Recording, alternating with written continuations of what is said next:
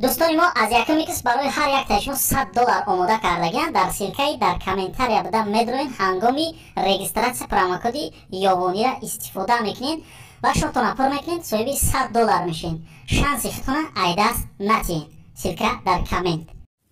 بگذار همیشه خنده در لب باشین و همه آرزوهایی که در دل دارین با آرزوهاتون برسین. قصه نوبتی بهر شما برادران. در گازدوم همه جمع میشه که یک دپوتات از نسل بد کردین.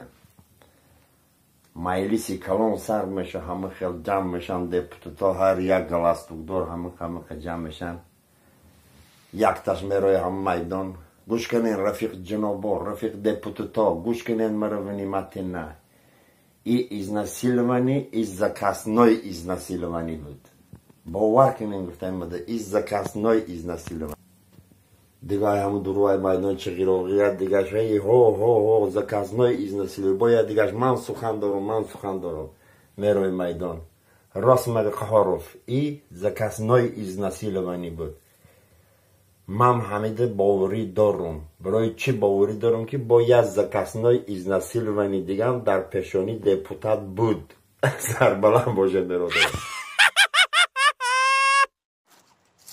یا سلام علیک برادرای غریب شیر محمد. در این بیگه ایروز خواستیم در درون جنگلچه یک قصه شما رو نقل کنیم. ای جنگلچه قصه اگر پسند آمد برادرها مهنت های شیر محمد قدر بدونین. یا 5-6 تا بلد نویسکی یا صادق گفتنی برادر بوده یا 5-6 ماه رسیت کار بار میکنه همه گریبی میفروشه. خیلی بس وچه میگیره آدمی نو همه جنگلچه به جنگلچه گریبی کافته میره گجای دگون میشه. ای جنگل نمیدونه چی خیلی بروی همه خیلی کافته خیلی 2 ساعت 3 ساعت قریبی بیگه میشه میره و ای پیش جمع خیلی خانه چه میبرویه تق میکنه میگه من صادقم ای پنجکند همه من گم شدم در همه جنگل ممکنه یا شب خانتان دخورم. کمپیرک میگه میلی مرحبا خواب کن یکم خیلی شرم ایزان ندار میشینن اوقات میخورن. کمپیر همه تی چنگک زده میگه بچه جانم در طور پیچکه خطی نویری میخوام میری یا سرایده.